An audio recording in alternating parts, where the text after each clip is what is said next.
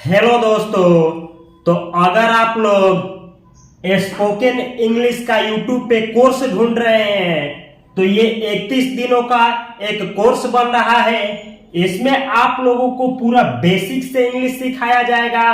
भले ही आपको इंग्लिश आती है चाहे बिल्कुल इंग्लिश नहीं आती है, तो डे 1 से इस कोर्स को देखते हुए आगे बढ़िए। मैं विश्वास दिलाता हूं कि इस कोर्स को देखने के बाद आप पूरी तरह से इंग्लिश बोलना और समझना सीख जाएंगे। तो इस वीडियो को शुरू से अंत तक देखें। यह डे 1 का वीडियो है और जैसे जैसे मैं आप लोगों को बतलाऊंगा उस तरीके से आप लोगों को प्रैक्टिस करना है। यकीन मानिए कि आप लोगों को इंग्लिश बिल्कुल आसानी से और बेहतर आ जाएगा। तो चलिए शुरू करते हैं।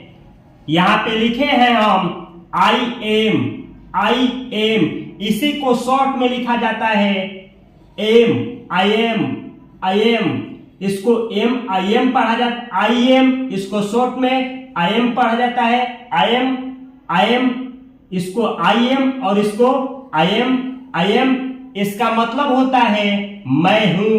तो जब भी आप लोगों को कहना हो कि मैं हूं तो आप लोग अंग्रेजी में बोलेंगे आई एम।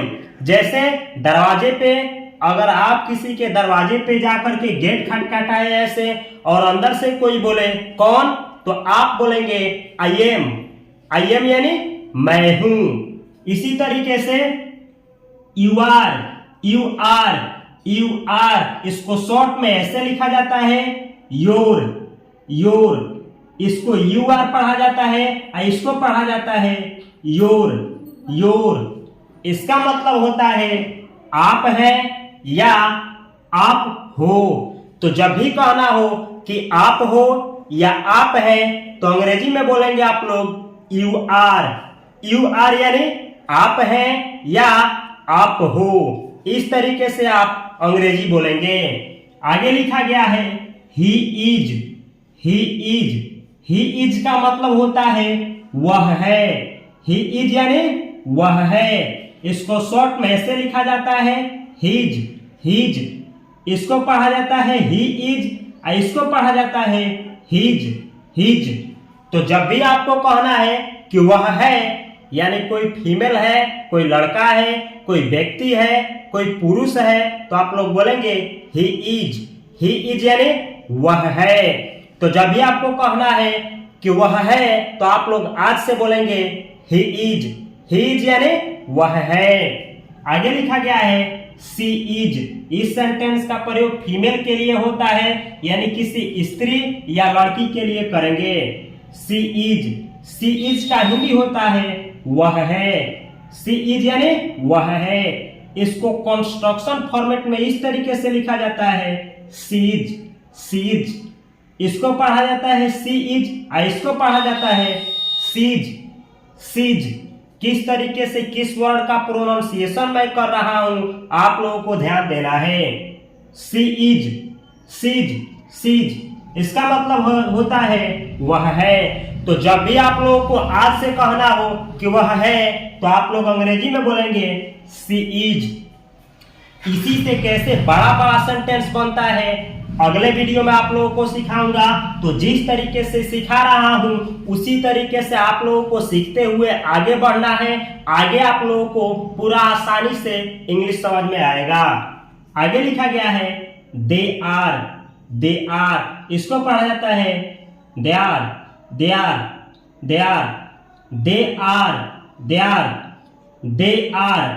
का हिंदी होता है वे हैं या वे लोग हैं। तो जब भी कहना हो कि वे हैं या वे लोग हैं तो आप लोग अंग्रेजी में बोलेंगे दे आर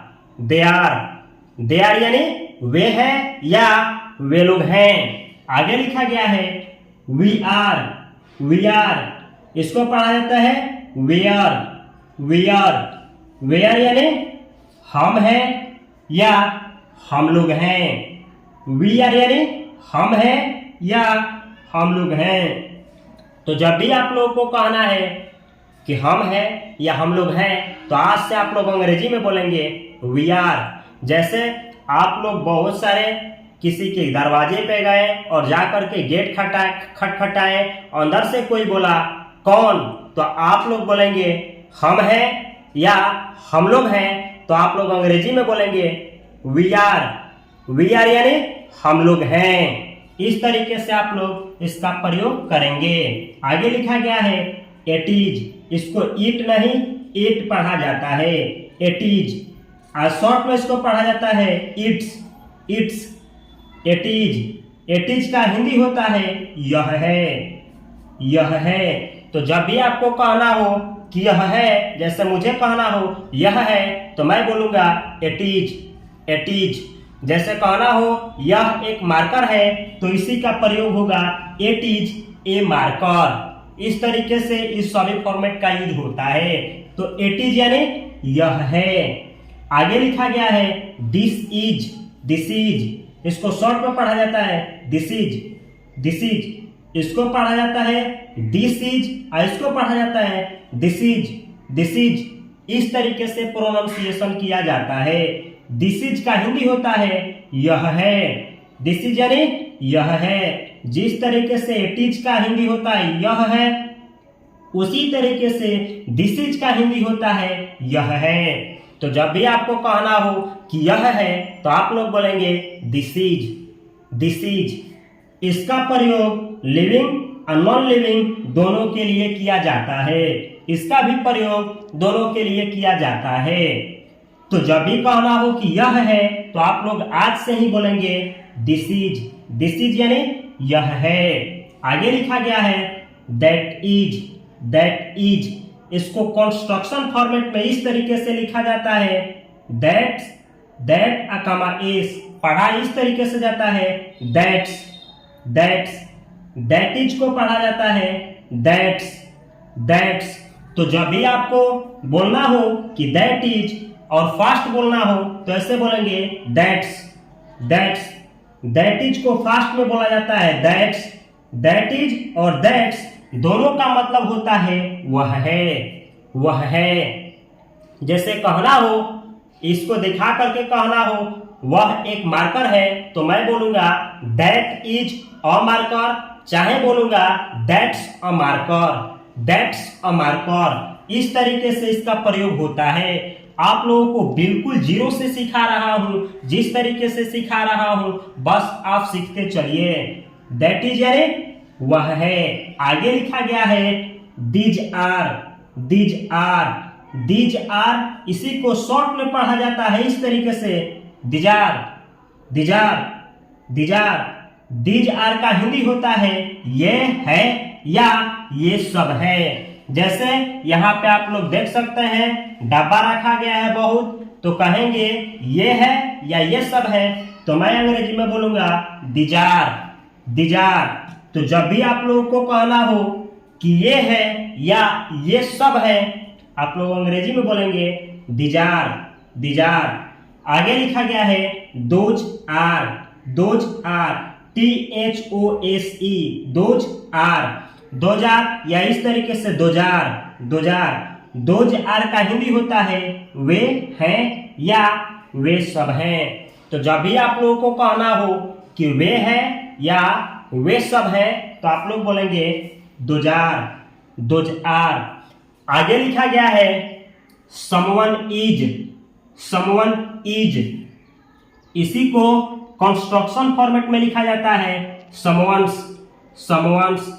समवन इज को इस तरीके से लिखा जाता है समवंस। समवन इज का हिंदी होता है कोई है। आज से जब भी आपको कहना हो कोई है, तो आप लोग अंग्रेजी में बोलेंगे समवन इज, समवन इज। जैसे बहुत सारा ग्रुप हो, ग्रुप में बहुत लोग हो और आपको कहना हो कोई पागल है, तो आप लोग अंग्रेजी में बोलेंगे someone is mad, someone is mad. चाहे कहना हो कोई बुरा है, तो समवन इज बैड। चाहे कहना हो कि कोई खुश है, तो आप लोग अंग्रेजी में बोलेंगे समवन इज हैप्पी। तो इस तरीके से इसका यूज होता है। जिस तरीके से सिखा रहा हूं मैं, बस उसी तरीके से आप लोगों को प्रैक्टिस करना है। जब भी कहना हो कोई है, तो आप लोग बोलेंगे समवन इज, या इसके जगह पे आप लोग बोलेंगे somebody is, somebody is, somebody is या somebody's, somebody's, somebody is का हिंदी होता है कोई है। जिस तरीके से इसका हिंदी होता है someone is का, उसी तरीके से somebody is का हिंदी होता है कोई है। इन दोनों में अंतर है, इसका अलग जगह पे प्रयोग होता है, इसका अलग जगह पे प्रयोग होता है। कब किसका प्रयोग होता है आप लोगों को आगे इसी सीरीज में बिल्कुल डिटेल में आप लोगों को सिखाएंगे। आगे लिखा गया है something is, something is, something is का हिंदी होता है कुछ है। समथिंग यानी कुछ, इज यानी है। समथिंग इज का हिंदी होता है कुछ है। तो आज से जब भी आप लोगों को कहना है कुछ है तो आप लोग बोलेंगे समथिंग इज। जैसे मुझको कहना हो यहां पर कुछ है तो मैं अंग्रेजी में बोलूंगा something is here. Something is यानी कुछ है, हियर यानी यहां या यहां पर, तो हिंदी हुआ यहां पर कुछ है। तो इस तरीके से इसका प्रयोग होता है। आगे आप लोगों को बिल्कुल डिटेल में सीखने को मिलेगा। समथिंग इज को शॉर्ट में ऐसे लिखा जाता है। आगे लिखा गया है every one is, every one is, every one is, इसको शॉर्ट में ऐसे लिखा जाता है every ones, every ones. Every one is का हिंदी होता है हर एक कोई है, या इसी को हिंदी इस फॉर्मेट में भी यूज किया जाता है प्रत्येक कोई है। एवरी वन इज यानी हर एक कोई है। जैसे मानिए कि आप जहां पे खड़ा है वहां पे बहुत लोग हैं और सब लोग खुश हैं, आपको कहना हो कि हर एक कोई खुश है तो आप अंग्रेजी में बोलेंगे एवरीवन इज हैप्पी, हर एक कोई खुश है। इसी तरीके से कहना हो हर एक कोई उदास है, आप लोग अंग्रेजी में बोलेंगे एवरीवन इज सैड। तो इस तरीके से इसका प्रयोग होता है। बस इतना ही याद रखना है, एवरीवन के साथ इज लगता है और एवरीवन इज का हिंदी होता है हर एक कोई है। या इसके जगह पे इस तरीके से आप बोल सकते हैं everybody is, everybody is, everybody is. इसका कंस्ट्रक्शन फॉर्मेट है ये एवरीबॉडी इज। इसको पढ़ेंगे एवरीबॉडी इज। एवरीबॉडी इज का हिंदी होता है हर एक कोई है। यानी एवरीवन इज और एवरीबॉडी इज दोनों का हिंदी होता है हर एक कोई है। लेकिन इसमें और इसमें अंतर है। दोनों का प्रयोग आप एक जगह पे स्पोकन में नहीं कर सकते हैं, रिटन में कर सकते हैं, लेकिन स्पोकन में नहीं। वो अंतर क्या है आप लोगों को मैं आगे सिखाऊंगा। आगे लिखा गया है no one is, no one is, no one is. No, no यानी नहीं, वन यानी कोई नहीं, कोई, इज यानी है। इसका पूरा का मतलब होता है कोई नहीं है। नो वन इज यानी कोई नहीं है, यानी कोई व्यक्ति नहीं है, कोई मेल या फीमेल नहीं है। तो जब भी कहना हो कि कोई नहीं है आप अंग्रेजी में बोलेंगे नो वन इज।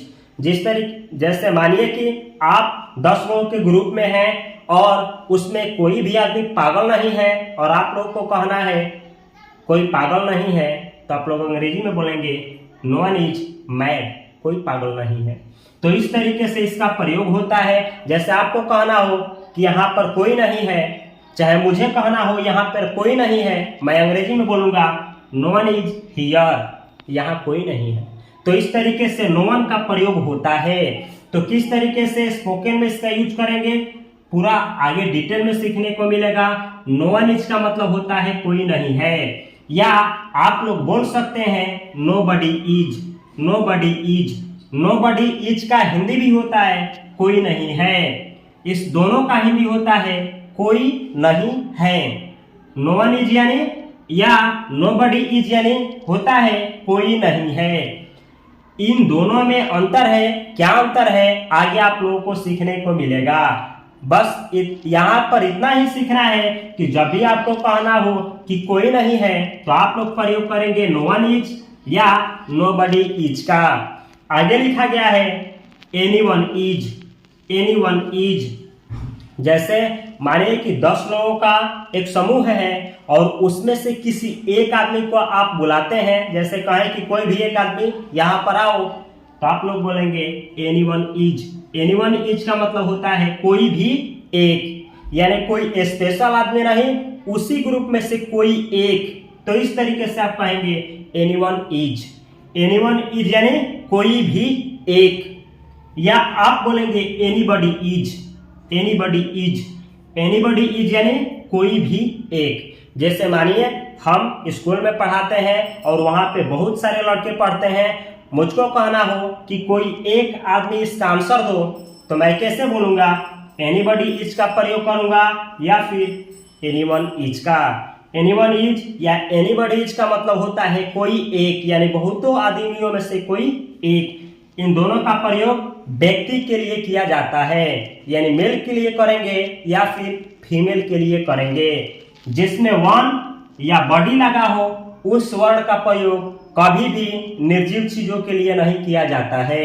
आपको ये बात याद रखना है। एनीवन इज और एनीबॉडी इज का मतलब होता है कोई भी एक, यानी बहुतों में से कोई भी एक। आगे लिखा हूं मैं नथिंग इज। नथिंग यानी कुछ नहीं, इज यानी है। तो इसका मतलब होता है नथिंग इज का मतलब होता है कुछ नहीं। नथिंग इज यानी कुछ नहीं। जैसे मुझे कहना हो कुछ नहीं, तो मैं बोलूंगा नथिंग इज। जैसे मुझे कहना हो कि यहाँ कुछ नहीं है, तो मैं बोलूंगा नथिंग इज हियर, यहाँ कुछ नहीं है। तो इस तरीके से आप नथिंग इज का प्रयोग करेंगे। तो जब भी कहना हो कुछ नहीं है, तो आप लोग अंग्रेजी में बोलेंगे नथिंग इज। नथिंग इज यानी कुछ नहीं है। आगे लिखा हूं मैं राम इज। राम इज, राम एक व्यक्ति का नाम है, इज यानी है। राम इज का मतलब होता है राम है। जैसे राम के बारे में कुछ कहना हो, राम खुश है, राम पागल है, राम दीवाना है, राम प्रेमी है, राम इंजीनियर है, तो राम इज और उसके बाद जो कहना होगा उसको जोड़ा जाएगा। किस तरीके से जोड़ा जाएगा आगे आप लोगों को इसी सीरीज में बिल्कुल आसानी से सिखाएंगे। राम इज यानी राम है। इस राम के जगह पे दुनिया का किसी भी व्यक्ति का आप लोग नाम का प्रयोग कर सकते हैं। जैसे श्याम है तो श्याम इज, रामू है तो रामू इज, मदन है तो मदन इज, श्याम है तो श्याम इज। इस तरीके से आप लोग बना सकते हैं। आगे लिखा गया है द पेन इज, यानी जब भी कोई नॉन लिविंग थिंग्स का प्रयोग करें और उसको स्पेशलाइज करके बतलाएं, यानी उसको खास करके बतलाएं, तो द उसके बाद से वहां पे नॉन लिविंग थिंग्स का प्रयोग करेंगे सिंगुलर फॉर्मेट में और उसके बाद लगाएंगे इज। जैसे मुझे कहना हो कि कलम है, तो मैं बोलूंगा the pen is. The pen is यानी कलम है। इस तरीके से कहना हो कि कलम लाल है, तो मैं बोलूंगा द पेन इज और उसके बाद red. The pen is red, इसका मतलब होगा कलम लाल है। तो किस तरीके से इन सभी स्ट्रक्चर को बड़ा किया जाता है आप लोगों को कल सीखने को मिलेगा डे 2 में। तो उस वीडियो को देखना ना भूलें। आगे लिखा गया है द गोल्ड इज। गोल्ड यानी सोना, वो सोना जो औरतें पहनती हैं। The gold is, the gold यानी सोना, इज यानी है। द गोल्ड इज यानी सोना है। जैसे कहना हो सोना पीला है, तो आप लोग बोलेंगे द गोल्ड इज येलो। इस तरीके से इसका उपयोग होगा। अच्छा एक चीज मैं बतला दूं कि जब भी यहाँ पे नॉन लिविंग थिंग्स हो उसके पहले द लगा हो और इज का प्रयोग हुआ हो, तो वहां पे उसका हिंदी 2 तरीके से निकाला जाता है। जैसे इसका हिंदी 2 तरीके से निकाला जाएगा। द गोल्ड इज यानी सोना है, या फिर कहेंगे सोना होता है। जैसे पेन है या पेन होता है, यानी कलम है या कलम होता है। तो जब भी निर्जीव चीज हो यहाँ पे आइज लगा हो, द लगा हो, तो होता है या है के सेंस में अर्थ देता है। नहीं समझ में आया है? घबराने की कोई बात नहीं। इस कोर्स को डे 1 से देखते हुए आप 31 दिन तक देखिए। उसके बाद इस कोर्स को देखने के बाद जो भी आपको सीखने को मिलेगा तो कमेंट बॉक्स में अवश्य कमेंट करिएगा। कुछ अगर सीखने को नहीं मिलेगा तो जो भी आप लिख सकते हैं कमेंट बॉक्स में, आप लिखने के लिए आज़ाद हैं। लेकिन इससे पहले कि आप लोगों को इंग्लिश सिखाने के लिए कोई ठगे, आप लोग कोई कोर्स खरीदें, उससे पहले इस कोर्स को 31 दिनों के कोर्स को पूरा डिटेल से देखें। मैं विश्वास दिलाता हूं कि आप लोग जो परचेज करके यानी कोर्स को खरीद करके सीखेंगे, इस कोर्स में आप लोगों को वो बिना खरीदे हुए ही मिल जाएगा।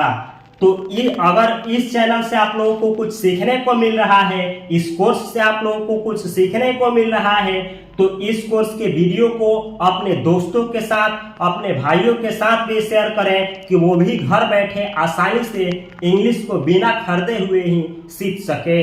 मैं मिलता हूं अगली वीडियो में, तब तक के लिए आप सभी को बहुत सारा प्यार। Love you, all the best, thanks for watching.